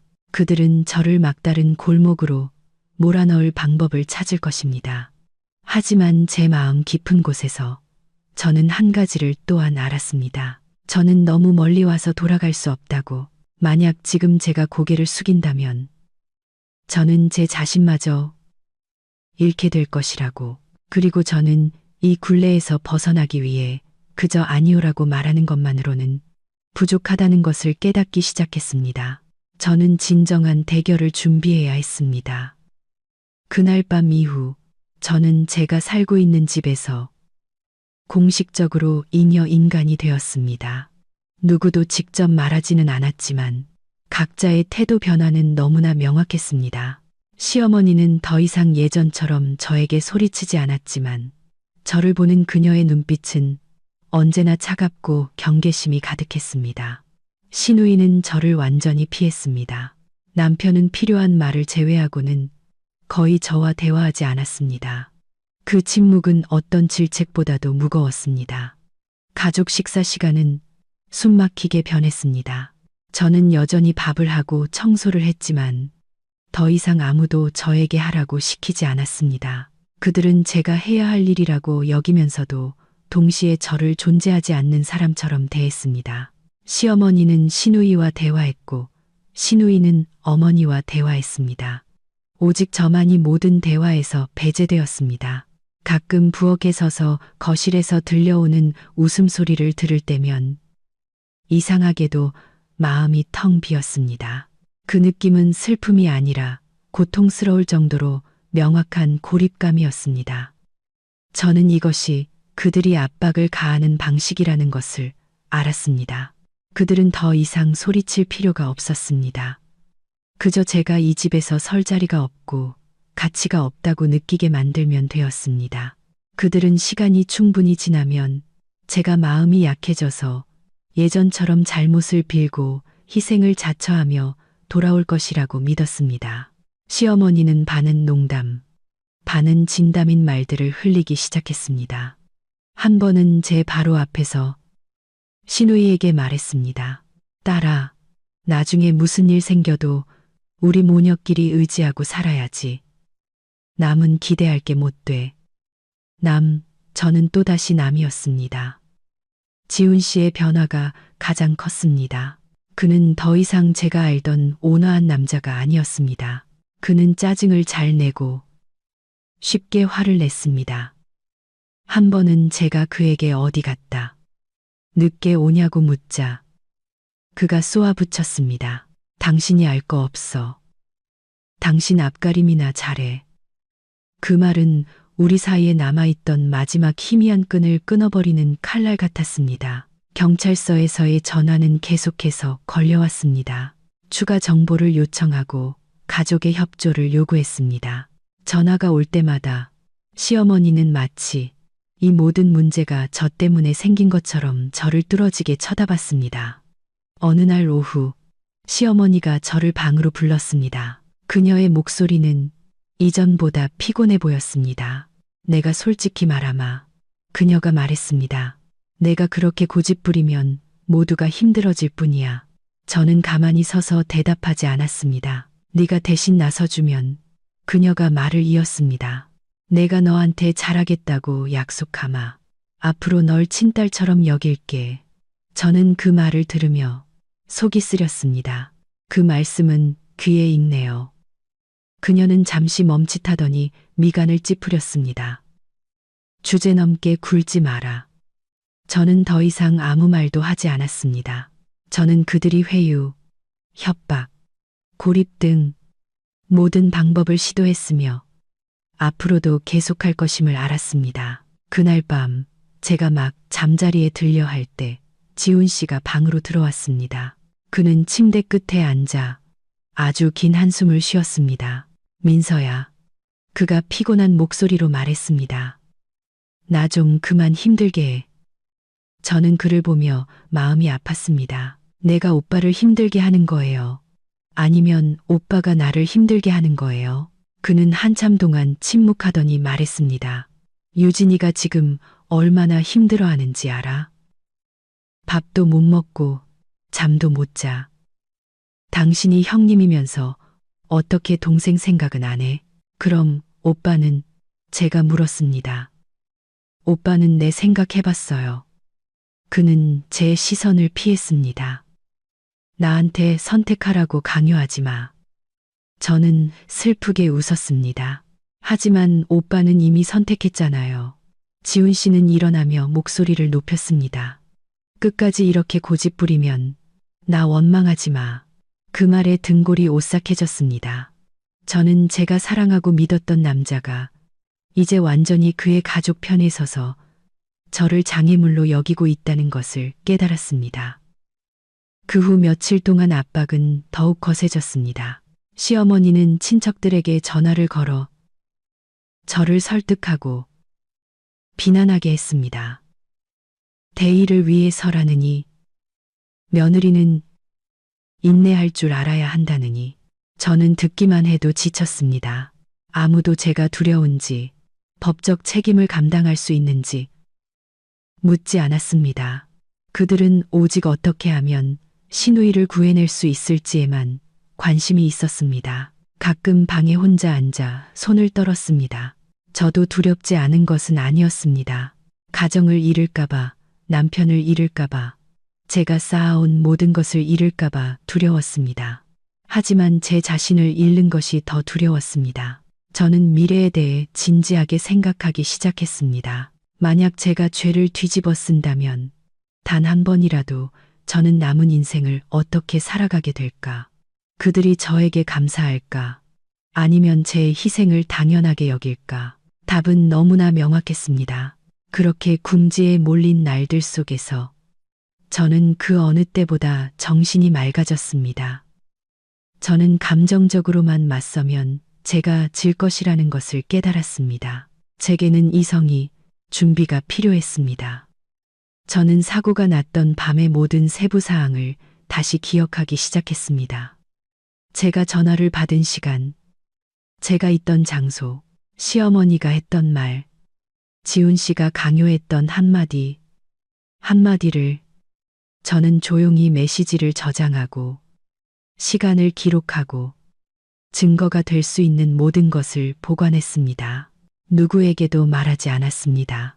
저는 여전히 지치고 흔들리는 척 침묵을 지켰습니다. 그들이 제가 곧 무너질 것이라고 생각하게 두었습니다. 하지만 제 마음속에서는 다른 결심이 서서히 형성되고 있었습니다. 저는 이 대결이 영원히 계속될 수 없다는 것을 알았습니다. 언젠가는 제가 선택해야 할 때가 올 것이라고. 그들과 함께 진흙탕에 빠지거나 아니면 제 스스로 그곳에서 걸어 나오거나, 그리고 저는 그 순간이 곧 다가오고 있음을 알았습니다. 저는 즉시 태도를 바꾸지 않았습니다. 며칠간의 압박 끝에 저는 한 가지를 명확히 깨달았습니다. 만약 제가 너무 강하게 반발하면 그들은 저를 더욱 옥챈 것입니다. 시댁 식구들은 통제에 익숙했고 제 의지를 꺾기 위해 어떤 수단이든 서슴지 않을 것이었습니다. 그래서 저는 침묵을 선택했습니다. 하지만 예전처럼 순응하는 침묵이 아니었습니다. 저는 관찰하기 시작했습니다. 시어머니가 친척들과 통화하는 방식, 사고에 대해 말할 때 변하는 그녀의 목소리 톤을 관찰했습니다. 초인종이나 전화벨이 울릴 때마다 불안해하는 시누이의 눈빛을 관찰했습니다. 친가족을 보호하고 싶으면서도 일이 통제 불능이 될까봐 두려워하는 지훈 씨의 어색함까지도 관찰했습니다. 저는 그들이 겉으로 보이는 것처럼 침착하지 않다는 것을 깨달았습니다. 그들은 당황하고 있었고 단지 그것을 숨기려 애쓰고 있었습니다. 어느 날 저녁, 시어머니와 시누이가 부엌에서 이야기하고 있을 때 저는 복도에 서 있다가 우연히 등골이 오싹해지는 대화를 듣게 되었습니다. 민서재, 생각할 시간을 좀 더 주자. 시어머니가 작게 말했습니다. 여기서 기댈 사람 우리밖에 없는데 결국 마음 약해지게 돼 있어. 언니가 끝까지 안 한다고 하면 어떡해요? 유진이가 떨리는 목소리로 물었습니다. 안 되면 되게 해야지. 그녀가 툭 내뱉었습니다. 며느리한테 선택권이 어디 있어. 저는 그 자리에 얼어붙었습니다. 처음으로 저는 그들이 오랫동안 제가 어렴풋이 느끼기만 했던 것을 직접 말하는 것을 들었습니다. 그들의 생각 속에서 저는 독립적인 인간이 아니었습니다. 저는 필요할 때 구부러뜨릴 수 있는 하나의 톱니바퀴에 불과했습니다. 그날 밤 저는 평소보다 일찍 방문을 닫았습니다. 침대에 앉아 휴대폰을 열고 지난 며칠간의 모든 메시지와 통화 기록을 다시 확인했습니다. 저는 사고가 발생한 순간부터 저도 모르게 많은 가치 있는 것들을 저장해 왔다는 것을 깨달았습니다. 부재중 전화, 강요하는 문자 메시지, 심지어 반쯤 감춰진 협박의 말들까지. 저는 모든 것을 다시 정리하고 시간과 내용을 명확하게 기록하기 시작했습니다. 복수하기 위해서가 아니라 제 자신을 보호하기 위해서였습니다. 다음 날 저는 반차를 냈습니다. 지훈 씨에게는 피곤해서 생각할 시간이 필요하다고 말했습니다. 그는 저를 한참 쳐다보더니 고개를 끄덕였습니다. 아마도 제가 곧 굴복할 것이라고 생각했을 겁니다. 저는 멀리 가지 않았습니다. 법조계에서 일하는 오랜 친구를 만났습니다. 자주 만날 만큼 친하지는 않았지만 솔직하게 이야기할 만큼은 서로를 믿었습니다. 저는 며느리 생활부터 사고가 났던 밤까지 모든 이야기를 털어놓았습니다. 그녀는 말을 끊지 않고 오랫동안 들어주었습니다. 제가 이야기를 마치자 그녀는 단 한마디만 했습니다. 내가 대신 죄를 뒤집었으면 그 결과는 몇 년의 징역이나 집행유예로 끝나지 않아. 평생 널 따라다닐 거야. 그 말에 저는 정신이 번쩍 들었습니다. 그녀는 제가 무엇을 해야 하는지 알려주었습니다. 맞서 싸우기 위해서가 아니라 진실을 지키기 위해서. 위치 기록, 통화 기록, 문자 메시지 저장 같은 사소해 보이는 일들이 모두 엄청난 가치를 지닌다는 것을 저는 지난 몇 년간 제가 너무 감정적으로만 살아와서 법의 보호를 받을 권리가 있다는 사실조차 잊고 있었다는 것을 깨달았습니다. 집으로 돌아와서 저는 누구에게도 아무 말도 하지 않았습니다. 저는 계속해서 지치고 혼란스러운 며느리 역할을 했습니다. 제가 점차 흔들리고 있다고 그들이 믿게 두었습니다. 시어머니는 부드러운 목소리로 대하기 시작했습니다. 그녀는 제게 죽을 끓여주었고 몇 마디 안부를 물었습니다. 시누이는 희망에 찬 눈빛으로 저를 쳐다봤습니다. 저는 그들의 전략이 효과가 있다고 생각하고 있다는 것을 알았습니다. 어느 날 오후 지훈 씨가 제 옆에 앉아 평소보다 작은 목소리로 말했습니다. 민서야, 내가 동의해주면 내가 나중에 절대 당신 손해보게 안 할게. 도로사, 저는 그를 보며 형언할 수 없는 감정이 솟아올랐습니다. 뭘로 약속하는데요? 제가 아주 조용히 되물었습니다. 그는 침묵했습니다. 난 그냥 모든 일이 조용히 해결됐으면 좋겠어. 누구를 위해서요? 저는 더 이상 묻지 않았습니다. 저는 그저 고개를 끄덕이며 생각할 시간이 더 필요하다고 말했습니다. 그날 밤 시어머니로부터 짧은 메시지를 받았습니다. 잘 생각해봐라. 이 집은 너한테 달려있다. 저는 휴대폰 화면을 오랫동안 쳐다봤습니다.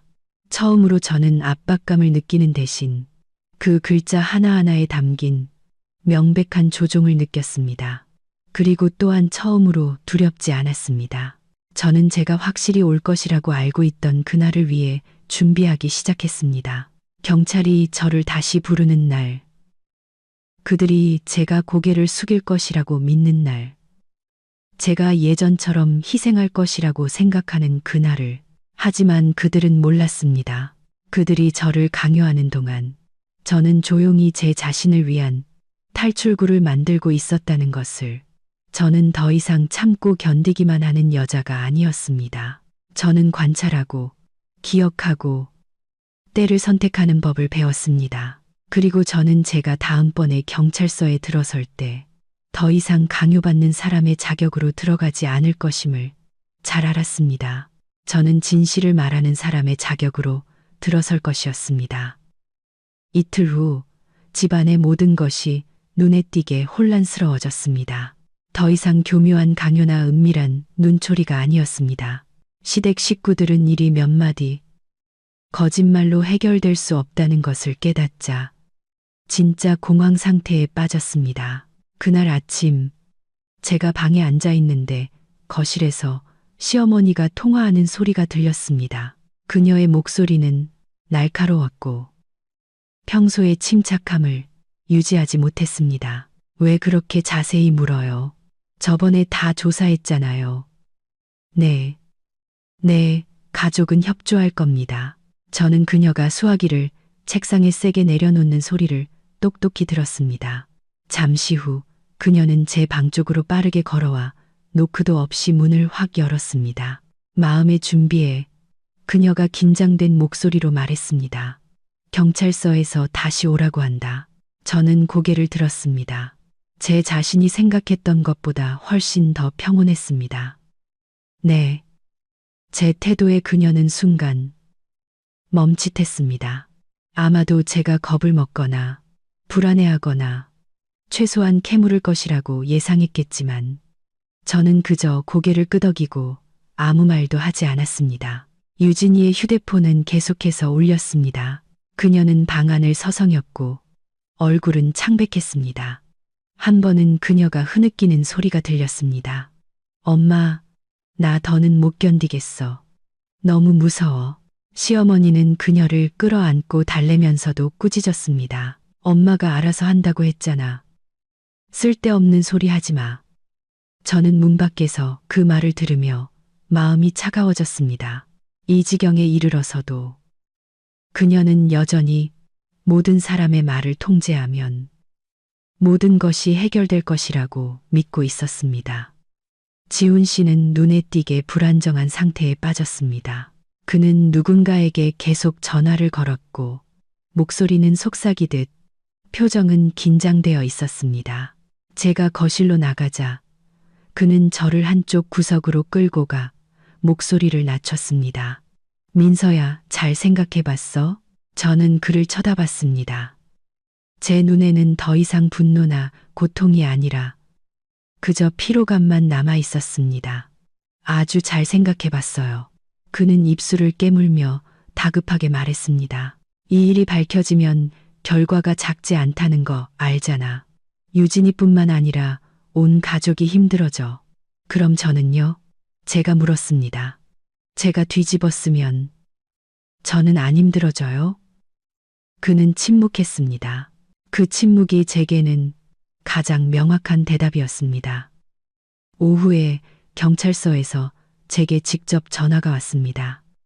다음 날 아침 보충 조사를 위해 출석해 달라는 요청이었습니다. 수화기 너머의 목소리는 매우 진지했고 이전의 의례적인 말투가 아니었습니다. 저는 전화를 끊고 깊은 숨을 들이마셨습니다. 제가 준비해온 순간이 마침내 온 것입니다. 집안의 분위기는 모두가 느낄 수 있을 정도로 무거워졌습니다. 시어머니는 친척들을 불러 모으기 시작했습니다. 고모, 이모들이 차례로 나타났고 모두 걱정스러운 얼굴이었습니다. 그들은 거실을 가득 메우고 웅성거렸습니다. 며느리는 대의를 생각할 줄 알아야지. 이 집에서 몇 년을 먹여주고 재워줬는데 한 사람이 희생하면 온 가족이 평안해. 그 말들은 마치 제가 그곳에 없는 것처럼 계속해서 울려 퍼졌습니다. 아무도 제가 무엇을 원하는지, 제가 두려운지 묻지 않았습니다. 그들은 오직 대의와 온 가족만을 말했습니다. 저는 벽에 기댄 채 조용히 관찰했습니다. 처음으로 저는 전체 그림을 명확하게 보았습니다. 더 사랑하는 사람을 보호하기 위해 기꺼이 한 사람을 죄인으로 내모는 가족. 시어머니가 저를 돌아보며 그 어느 때보다 간절한 목소리로 말했습니다. 민서야, 이번 한 번만 우리 좀 도와다오. 이 일만 끝나면 네가 원하는 거 다 해줄게. 저는 그녀를 보며 천천히 대답했습니다. 저는 그냥 올바르게 살고 싶을 뿐이에요. 방 안은 순식간에 조용해졌습니다. 아무도 제가 그런 말을 할 줄은 예상하지 못했습니다. 지훈 씨는 저를 보며 당혹스러운 눈빛을 감추지 못했습니다. 아마도 그는 제가 더 이상 예전처럼 쉽게 설득당하는 여자가 아니라는 것을 깨닫기 시작했을 겁니다. 그날 밤 저는 거의 잠을 이루지 못했습니다. 천장을 바라보며 집안의 작은 소리 하나하나에 귀를 기울였습니다. 시어머니의 한숨 소리, 지훈 씨가 서성이는 발소리, 옆방에서 유진이가 불안하게 뒤척이는 소리. 예전에 그 소리들은 제가 이곳에 속해 있다는 느낌을 주었지만 이제는 제가 그들의 원 밖으로 밀려난 지 오래되었다는 사실을 명확하게 느끼게 할 뿐이었습니다. 다음 날 아침, 저는 일찍 일어났습니다. 간단하고 단정한 옷으로 갈아입었습니다. 거울 속에 제 자신을 오랫동안 바라봤습니다.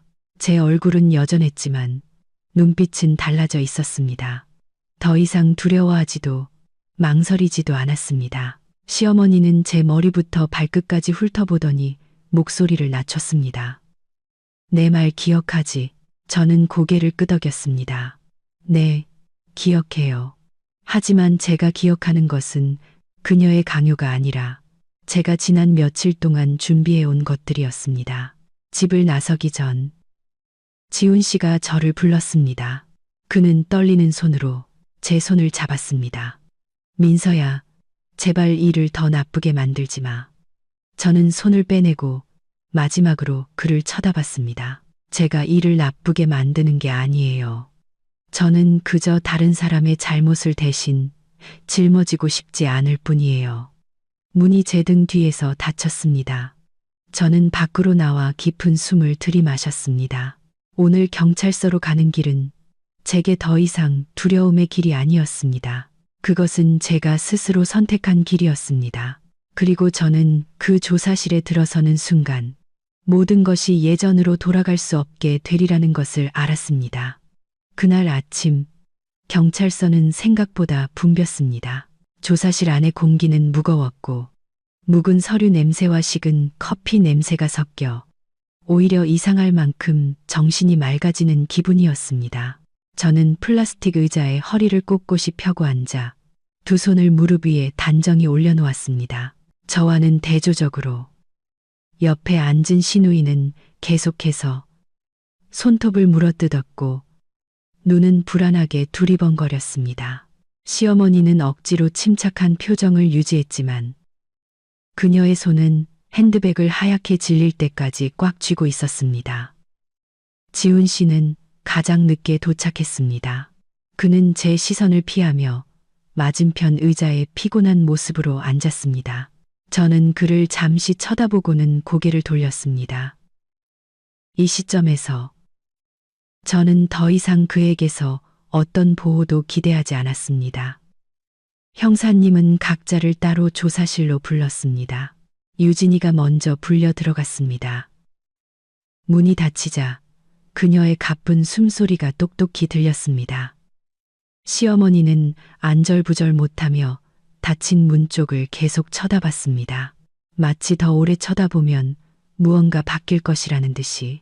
거의 1시간 후 유진이가 나왔습니다. 그녀의 얼굴은 창백했고 눈은 퉁퉁 부어 있었습니다. 그녀는 아무도 쳐다보지 않고 고개를 숙인 채 의자에 털썩 주저앉았습니다. 시어머니는 시누이의 팔을 잡아 끌고 다급하게 속삭였습니다. 내용은 들리지 않았지만 그녀가 계속 고개를 끄덕이는 것을 보니 유진이의 진술이 순탄치 않았음을 짐작할 수 있었습니다. 다음은 지훈 씨였습니다. 그는 긴장한 모습으로 조사실에 들어갔습니다.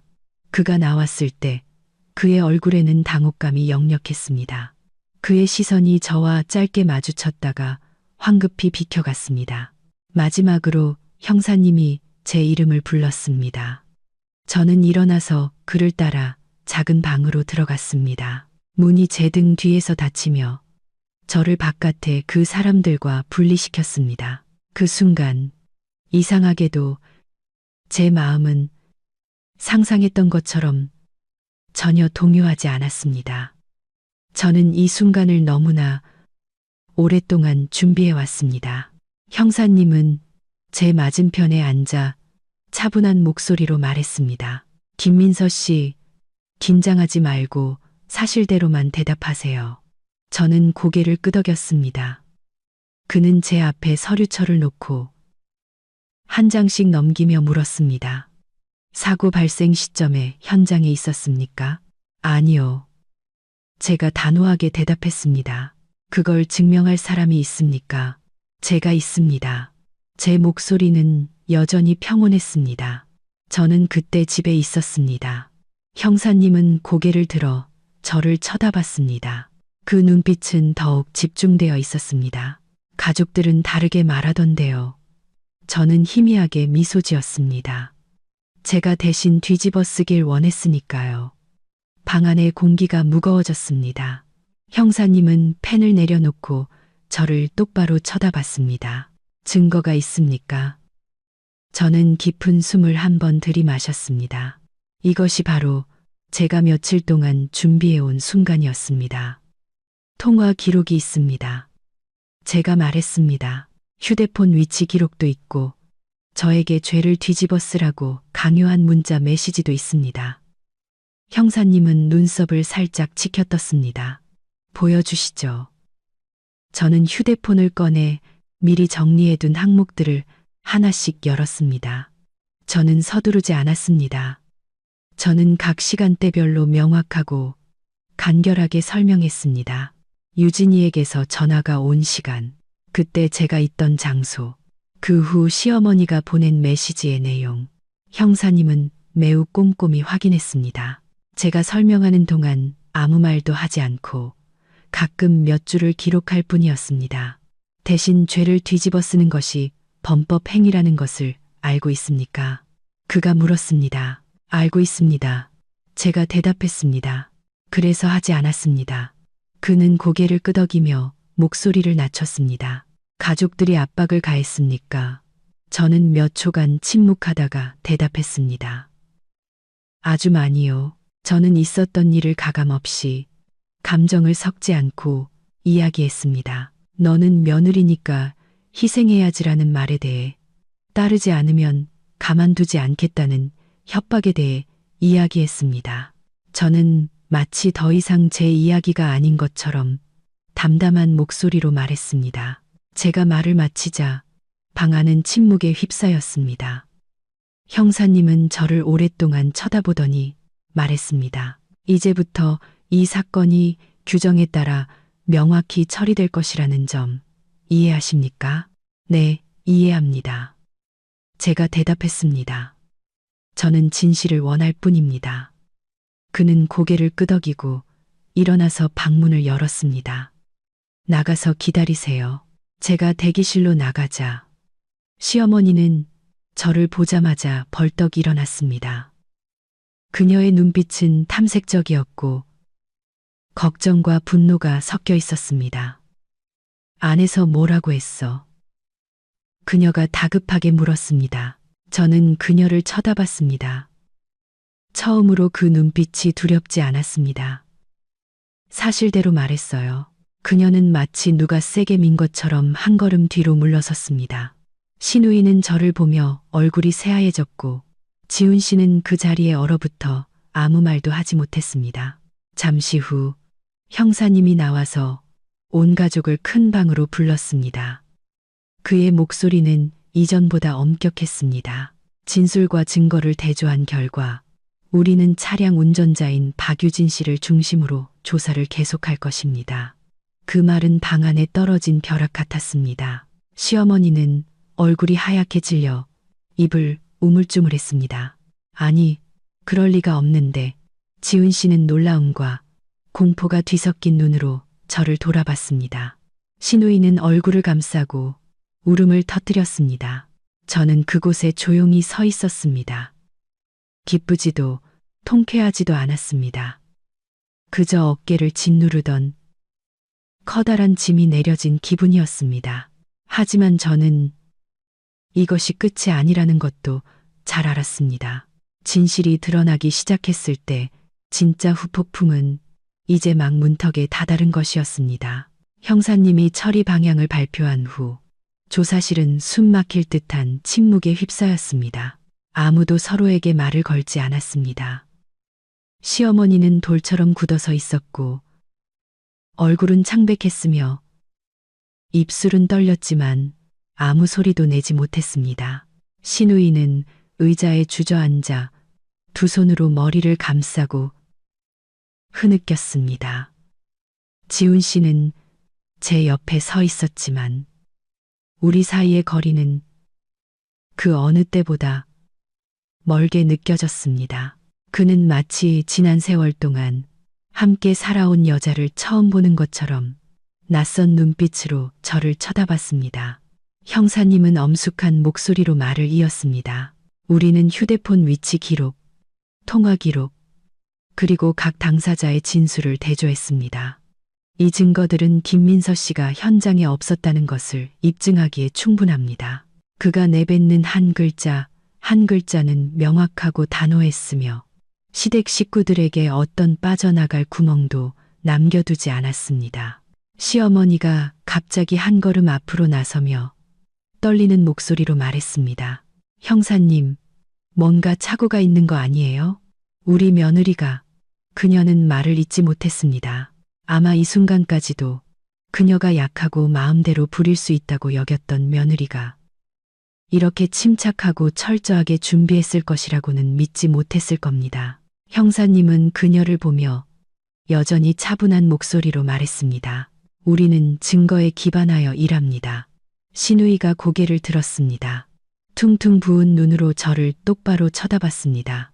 그 눈빛에서 저는 처음으로 진짜 공포를 보았습니다. 더 이상 의존하거나 회피하는 모습이 아니었습니다. 언니, 이렇게 하면 나 망하라는 거잖아. 저는 유진이를 보며 더 이상 분노를 느끼지 않았습니다.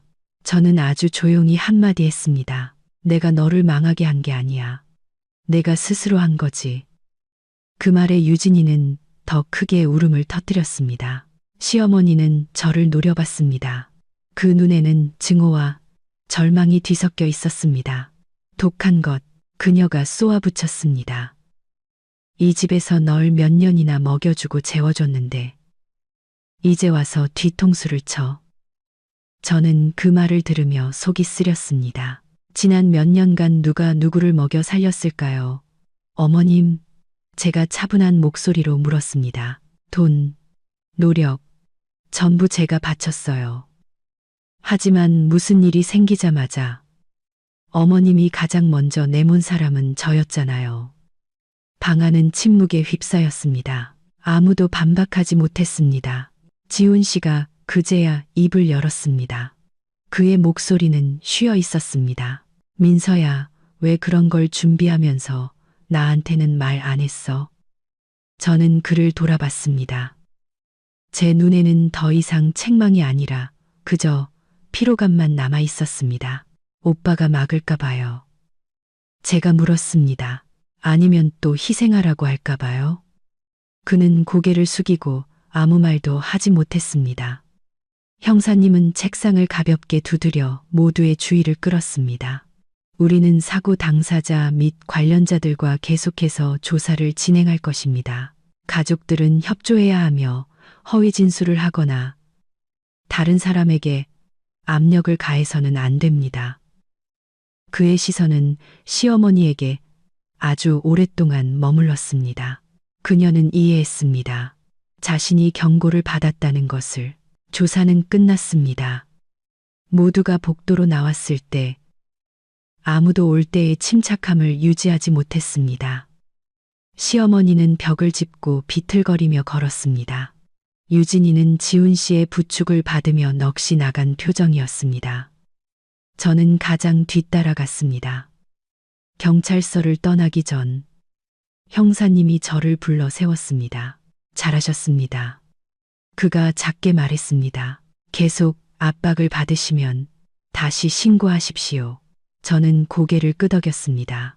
마음속에서 지난 7년간 한 번도 느껴보지 못했던 해방감이 밀려왔습니다. 정문에 이르자 시어머니가 큰 돌아서서 저를 쳐다봤습니다. 이제 속이 시원하냐? 그녀가 쉰 목소리로 물었습니다. 온 가족을 막다른 길로 몰아넣고 나니 이제 속이 시원하냐고. 저는 그녀를 보며 처음으로 두려워하거나 피하지 않았습니다. 저는 그냥 다른 사람 대신 죽고 싶지 않았을 뿐이에요. 제가 대답했습니다. 그녀는 제가 그렇게 직설적으로 말할 줄은 몰랐다는 듯 저를 뚫어지게 쳐다봤습니다. 그리고는 더 이상 아무 말 없이 돌아섰습니다. 돌아오는 길. 차 안에서는 누구도 한마디도 하지 않았습니다. 공기는 끈적하게 뭉쳐 있었습니다. 저는 창밖을 바라봤습니다. 마음은 텅 비었지만 가벼웠습니다. 저는 이 순간부터 저와 시댁의 관계가 예전처럼 회복될 수 없으리라는 것을 알았습니다. 하지만 이상하게도 생각했던 것만큼 아프지 않았습니다. 아마도 그 기나긴 여정 동안 저는 이미 오래전부터 조용히 작별 인사를 하고 있었기 때문일 겁니다. 집에 도착하자마자 저는 옷 몇 벌과 개인 물품들을 챙겼습니다. 시어머니는 막지 않았습니다. 지훈 씨는 복잡한 눈빛으로 저를 쳐다보고 있었습니다. 어디 가려고? 그가 물었습니다. 친정해요. 제가 대답했습니다. 그는 무언가 말하려는 듯 입을 열었다가 다시 다물었습니다. 제가 여행 가방을 끌고 문으로 나설 때 시어머니가 거실에 서서 피곤한 목소리로 말했습니다. 가고 나면 다시는 돌아올 생각 마라. 저는 멈춰 서서 그녀를 돌아봤습니다. 저는 살기 위해 가는 거지 도망치는 게 아니에요. 저는 밖으로 나섰고 문이 등 뒤에서 닫혔습니다. 7년 만에 처음으로 저는 죄책감이나 두려움 없이 걸었습니다.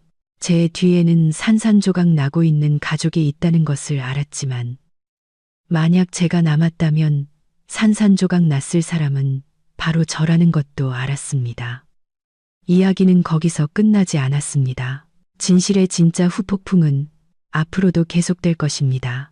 하지만 제게는 경찰서에서 진실을 말한 그 순간이 이미 하나의 해방이었습니다. 그리고 저는 남은 모든 것을 마주할 준비가 되어 있었습니다. 그 후 며칠 동안 저는 친정집에서 지냈습니다. 익숙한 작은 방, 낡은 이불 냄새, 그리고 규칙적으로 돌아가는 선풍기 소리는 마치 제가 너무 오랫동안 떠나 있었던 안전한 곳으로 돌아온 기분을 느끼게 했습니다. 어머니는 많이 묻지 않으셨습니다. 그저 저를 보며 한숨을 쉬고는 아주 조용히 한마디 하셨습니다.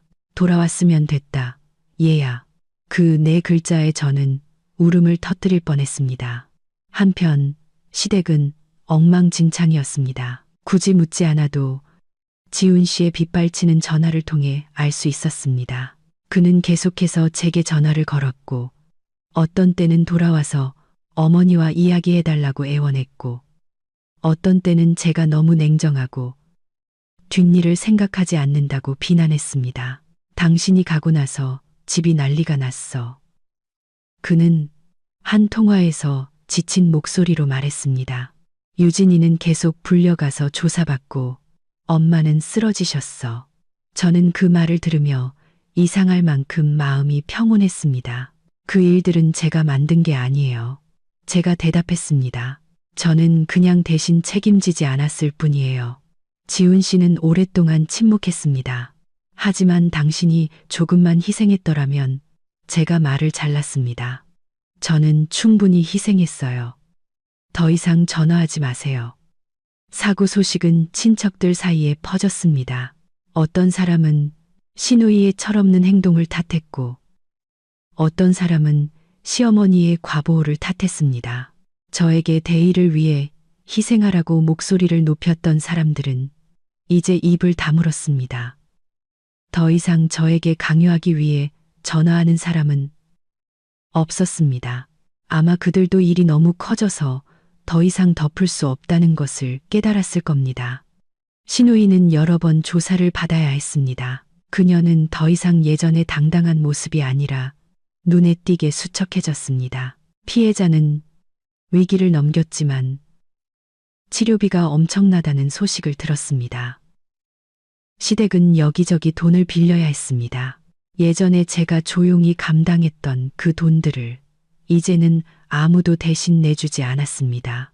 모든 것을 명령하고 통제하는 데 익숙했던 시어머니는 이제 항상 다른 사람이 자신을 위해 희생해주지 않는다는 현실에 직면해야 했습니다. 그녀는 제게 한 번 전화를 걸었습니다. 목소리는 쉰 소리가 났습니다. 민서야, 집에 와서 나랑 얘기 좀 할 수 있겠니? 저는 잠시 침묵하다가 대답했습니다. 저는 더 이상 할 말이 없어요. 수화기 너머는 조용해졌습니다. 저는 그것이 그녀 인생에서 처음으로 느끼는 무력감이라는 것을 알았습니다. 어느 날 오후 지훈 씨가 친정집으로 찾아왔습니다. 그는 대문 앞에서 오랫동안 서성이다가 어머니가 문을 열어준 후에야 들어왔습니다. 그때의 그를 보니 피로와 혼란이 역력했습니다. 그는 더 이상 자신이 항상 옳다고 믿었던 남자의 자신감 있는 모습이 아니었습니다. 미안해. 그가 작은 목소리로 말했습니다. 일이 이렇게 될 줄은 몰랐어. 저는 그를 보며 더 이상 마음이 흔들리지 않았습니다. 뭐가 미안한데요? 제가 물었습니다. 제가 죄를 뒤집어 쓰지 않은 거요. 아니면 오빠가 그들이 저를 몰아붙이도록 내버려 둔 거요? 그는 고개를 숙였습니다. 내가 잘못했어. 그 인정은 너무 늦게 찾아왔습니다. 우리는 마주보고 앉았지만 두 사람 사이의 거리는 더 이상 미터로 잴 수 있는 것이 아니라 쌓여온 상처의 세월로 측정되었습니다. 저는 그가 진심으로 후회하든 아니든 제 안의 믿음은 이미 사라졌다는 것을 깨달았습니다. 저 안 돌아가요. 제가 분명히 말했습니다. 제 자신을 위한 시간이 필요해요. 지훈 씨는 저를 보며 눈이 붉어졌습니다. 그럼 우리 결혼은? 저는 아주 천천히 대답했습니다. 모르겠어요. 하지만 예전처럼은 살 수 없다는 건 확실히 알아요. 그는 침묵 속에서 떠났습니다. 그 후 며칠 동안 저는 일에 집중했습니다. 몇 년 만에 처음으로 온 가족의 밥을 걱정하지 않아도 됐고 누군가의 눈치를 보지 않아도 됐으며 무심코 뱉은 한마디가 누군가의 기분을 상하게 할까봐 두려워하지 않아도 됐습니다. 저는 잠을 더 잘 자기 시작했고 제때 식사를 챙겼습니다. 저는 자신을 위해 사는 것이 사람들이 말하는 것처럼 이기적인 것이 아니라는 것을 깨달았습니다. 어느 날 저녁 신우이로부터 짧은 메시지 한 통을 받았습니다. 미안해, 언니. 저는 화면을 오랫동안 쳐다봤습니다. 답장하지 않았습니다. 용서하지 않아서가 아니라 그 사과 한마디가 일어난 일을 지울 수 없다는 것을 알았기 때문입니다. 어떤 선은 한 번 넘으면 예전으로 돌아갈 수 없습니다. 시댁은 점차 자신들의 행동에 대한 결과를 스스로 감당해야 했습니다. 제가 중재해주지 않고, 제가 돈을 내주지 않고, 제가 손해를 감수하지 않자 모든 것이 더 어려워졌고 또한 더 명확해졌습니다. 그리고 저는 제 자신의 목소리를 듣는 법을 배우기 시작했습니다. 저는 그 여자를 너무 오랫동안 잊고 있었다는 것을 깨달았습니다. 꿈이 있었고, 열정이 있었고, 존중받을 자격이 있다고 믿었던 그 여자. 어느 날 아침 창문으로 비치는 햇살을 보며 저는 문득 깨달았습니다. 한 가정을 떠나는 것이 실패가 아니라고. 진짜 실패는 나를 인간으로 대하지 않는 곳에 머무르는 것이라고. 시댁이 마주해야 했던 결과는 누구도 원하지 않았던 것이지만 그것은 과보호와 다른 사람의 희생을 당연하게 여긴 대가였습니다. 그리고 저는 더 이상 죄책감을 느끼지 않았습니다. 저는 진실을 선택했고 제 자신을 선택했습니다. 그리고 저는 여정의 가장 힘든 부분이 지났다는 것을 알았습니다. 남은 것은 두려움 없이 고개 숙이지 않고 새로운 삶을 사는 법을 배우는 것이었습니다. 어느 날 아침 제가 출근 준비를 하고 있을 때 어머니가 제 앞에 따뜻한 물 한 잔을 놓아주시며 아주 조용히 말씀하셨습니다. 살은 빠졌는데 눈빛은 더 밝아졌구나. 저는 미소 지었습니다. 몇 년 만에 처음으로 거울을 보면서 항상 긴장하고 눈치 보고 두려워하는 여자를 보지 않았습니다. 저는 여전히 저였지만 무엇이 필요하고 무엇이 필요 없는지를 아는 버전의 저였습니다. 그 후 지훈 씨와 다시 한번 이야기했습니다. 다툼도 눈물도 없었습니다. 그는 제 편에 서주지 못하고 어머니와 동생이 모든 선을 넘도록 내버려둔 것을 후회한다고 말했습니다. 저는 들었지만 마음은 이미 평온했습니다. 어떤 사과는 더 이상 필요하지 않을 때 찾아오기도 합니다. 저는 붙잡지도 원망하지도 않았습니다. 저는 단지 한마디 했습니다. 오빠를 원망하지는 않지만 돌아갈 수도 없어요. 그 결혼은 결국 한 번의 교통사고 때문에 무너진 것이 아니었습니다. 그것은 제가 무시당하고 방패막이로 내몰리고 당연한 듯 희생을 강요당했던 그 순간들부터 아주 오래전에 금이가 있었습니다. 사고는 모든 것을 드러낸 마지막 한 방울일 뿐이었습니다. 몇 달 후 전 시댁이 보상을 위해 재산의 일부를 팔아야 했다는 소식을 들었습니다. 시누이는 자신의 충동적인 행동에 대한 대가를 치러야 했습니다. 시어머니는 더 이상 제게 전화하지 않았습니다. 아마 그녀도 영원히 고개 숙일 것이라고 생각했던 며느리가 더 이상 그곳에 없다는 것을 깨달았을 겁니다. 저는 그들의 어려움에 통쾌해하지도 기뻐하지도 않았습니다. 하지만 더 이상 죄책감을 느끼지 않았습니다. 제 인생에서 처음으로 저는 거짓된 평화를 지키기 위해 제 자신을 희생하는 길을 선택하지 않았기 때문입니다. 저는 새로운 직장으로 옮겼습니다. 바쁘지만 제 능력에 맞는 일이었습니다. 저는 제 자신을 돌보는 법을 배웠고 필요할 때 아니오라고 말하는 법을 배웠으며 모든 관계에서 명확한 경계를 설정하는 법을 배웠습니다. 저는 며느리, 아내, 딸이라는 역할이 존중받을 권리를 잃는 것을 의미하지 않는다는 것을 깨달았습니다. 어느 날 오후 퇴근길에 저는 예전 경찰서 앞에 오랫동안 서 있었습니다. 형사님 앞에 앉아 떨리는 목소리로도 진실을 말했던 그 순간을 기억했습니다. 그날 저는 시댁을 구한 것이 아니라 제 자신을 구했습니다. 만약 그날 제가 고개를 숙였다면 아마 지금도 저는 제가 그저 대체품, 손해보는 사람, 언제든 내몰릴 수 있는 존재인 집에서 살고 있었을 겁니다. 하지만 저는 그렇게 하지 않았습니다. 저는 한 가지를 명확히 깨달았습니다. 여자는 참기 위해 강해져야 하는 것이 아니다. 여자는 언제 멈춰야 하는지 알 만큼 현명해야 한다.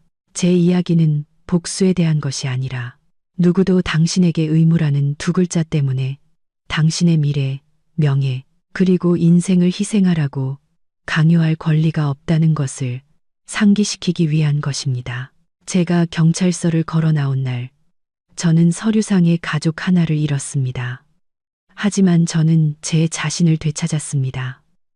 그리고 제게는 그것이 가장 공정한 결말이었습니다.